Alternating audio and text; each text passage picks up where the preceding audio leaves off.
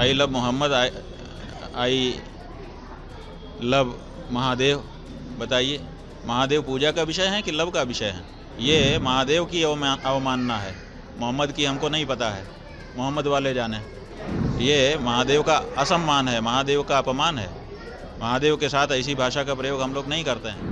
सरकार तो लगातार हिंदू राष्ट्र का भी दावा करती है। हाँ, हिंदू राष्ट्र का दावा करती है, लेकिन हिंदुओं के लिए जो जरूरी है हिंदू गुण, वो उसमें दिखाई नहीं देता है। आप समझिए कि कोई भी हिंदू होगा, अगर वो शक्ति संपन्न हो जाए तो क्या वो अपनी माँ को काट काट के बेचेगा?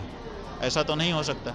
लेकिन इस सरकार ने ये दुर्लभ उदाहरण पूरे विश्व के सामने रख दिया है कि हमारे पास ताकत भी है और अपने आप को हम हिंदू भी कह रहे हैं, फिर भी गौ हत्या करके गौ मांस का निर्यात कर रहे हैं। तो ये जो कार्य है, इससे पता चलता है कि ये सरकार कहती कुछ है और करती कुछ है। चुनावी साल है, वाद विवाद का दौर है। इस बीच उत्तर प्रदेश में जो I love Mohammad, I love Mahakal का भी विवाद शुरू हुआ, हिंसा हुई।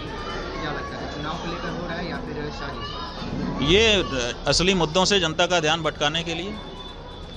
आई love Mohammad, I love Mahadev.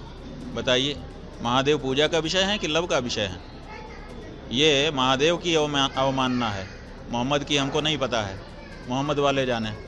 लेकिन महादेव, आई लव महादेव कहना क्या महादेव का सम्मान है कि अपमान है? ये महादेव का असम्मान है, महादेव का अपमान है। महादेव के साथ ऐसी भाषा का प्रयोग हम लोग नहीं करते हैं। भारत पाकिस्तान के बीच जो स्थिति है, इस बीच क्रिकेट मैच भी हुआ एशिया का पूरा। अब देखिए ना, देखिए पूरा देश जो है अभी दुख में पड़ा हुआ है, और आप जो है जिसका नाम ले रहे थे कि यही शत्रु है, इसी ने ये सब किया है, उसी के साथ क्रिकेट खेल रहे हैं। क्या कहा जाए? भारत की सरकार भारत के लोगों की भावना के साथ कहाँ खड़ी हो पा रही है? लगातार चुनाव होता है तो सत्ताधारी और विपक्ष विवाद करते हैं। विपक्ष एक बार फिर चुनाव में नेपाल में हिंसा में जो जेनजी जो युवा थे, युवा पीढ़ी को फिर लाने की बात कर रहे हैं। नेपाल जैसी हिंसा भारत में करने की बात कर रहे हैं। देखिए, नेपाल हो चाहे भारत हो, हिंसा के जरिए अपने लक्ष्यों को प्राप्त करना सभ्य समाज में अस्वीकार्य है। जो सभ्य समाज है, वहाँ पर हिंसा के जरिए अपने लक्ष्यों को प्राप्त नहीं किया जा सकता है।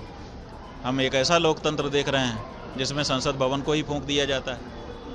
अगर ऐसे सत्ता प्राप्त होगी तो वो सत्ता भी फिर इसी तरह की हिंसा के माध्यम से किसी समय गिराई जा सकती है। इसलिए नेपाल में जो कुछ हुआ वो दुर्भाग्यपूर्ण है। किसी भी देश को अपनी सभ्यता को दांव पे लगा करके उसकी नकल नहीं करनी चाहिए, भारत को तो विशेष रूप से।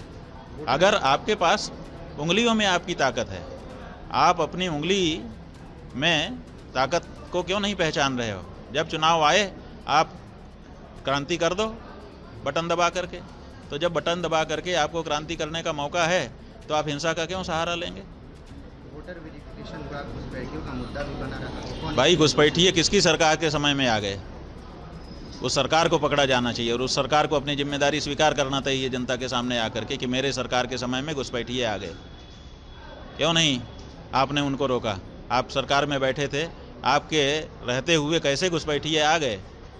और आ गए तो आप उसको जिम्मेदारी लीजिए।